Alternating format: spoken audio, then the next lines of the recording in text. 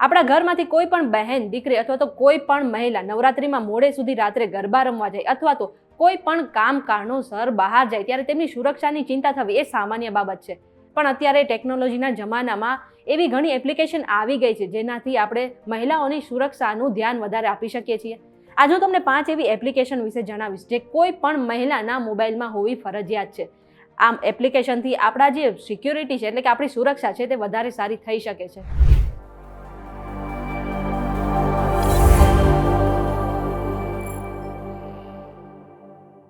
તમે આવી ગયા છો VTVGujarati.com પર. શોનું નામ છે ન્યૂઝ પ્લસ અને હું છું મેઘા.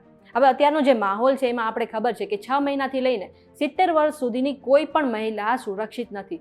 જ્યારે પણ મહિલા ઘરની બહાર જાય ત્યારે તેમની સુરક્ષાની ગેરંટી કોઈ પણ નથી આપી શકતું.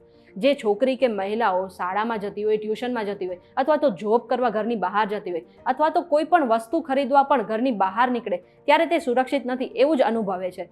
એવામાં છોકરીઓ ડરને કારણે ઘરમાં તો ના બેસી રહે ને. એટલા માટે એવી ઘણી એપ્લિકેશન લોન્ચ કરવામાં આવી છે જે છોકરીઓની સુરક્ષાને ધ્યાનમાં રાખે છે. આ જે એપ્લિકેશન છે કોઈ પણ મહિલાઓના ફોનમાં હોવી જોઈએ જેનાથી મહિલાઓ ઘરની બહાર જ નહીં પરંતુ બીજા શહેરોમાં પણ સુરક્ષિત અનુભવી શકે છે. પહેલી એપ છે 112 ઇન્ડિયા એપ. આ જે એપ છે સરકારની ઇમરજન્સી રિસ્પોન્સ સપોર્ટ સિસ્ટમનો પહેલનો એક ભાગ છે. આ એપ ડાઉનલોડ કર્યા પછી તમારે તેમાં લોગિન કરવાનું રહેશે અને જ્યારે પણ તમે કોઈ ઇમરજન્સી પરિસ્થિતિમાં ફસાયા હો ત્યારે એપ્લિકેશનમાં તમને SOSનું એક બટન આપવામાં આવશે. તેના પર ક્લિક કર્યાની સાથે જ તમારું જે લોકેશન છે એ સરકારની રિસ્પોન્સ ટીમ સાથે શેર કરી દેવામાં આવશે. સાથે જ જ્યારે પણ આ ટીમને લોકેશન મળી જશે એ માટે એ તમારી મદદ કરવા એ લોકેશન પર તુરંત જ પહોંચી જશે. બીજી એપ્લિકેશન છે બી સેફ. આ એપ્લિકેશન પણ મહિલાઓની સુરક્ષાને ધ્યાનમાં રાખીને બનાવવામાં આવી છે. આ એપ્લિકેશનમાં ઘણી બધી સુવિધાઓ આપવામાં આવી છે જેમ કે voice activation, audio video recording સાથે જ તમારું જે લોકેશન છે તે પણ તેમાંથી ટ્રેક થઈ શકે છે.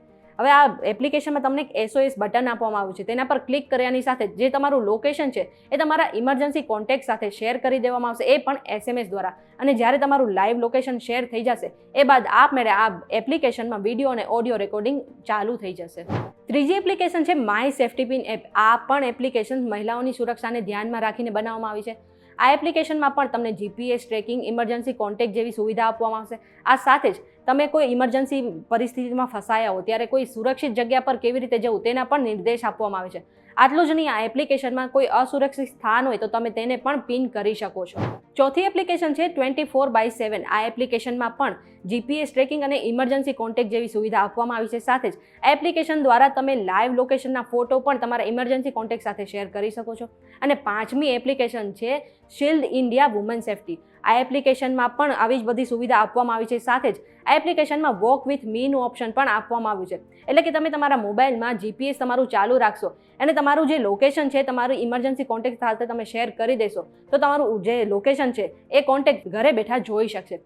આ ઇન્ફોર્મેશન તમને કેવી લાગી અમને કમેન્ટ કરીને જરૂરથી જણાવજો. જો આજના વિડીયોમાં તમને કંઈ નવું જાણવા મળ્યું હોય તો વિડીયોને લાઇક અને શેર કરી દો. સાથે જ આવી અવનવી માહિતી માટે અમારી ચેનલ VTVGujarati.com ને સબસ્ક્રાઇબ કરી લો. આ સિવાય દેશ દુનિયાના સમાચાર મેળવવા માટે તમે અમારી WhatsApp ચેનલ સાથે જોડાઈ શકો છો.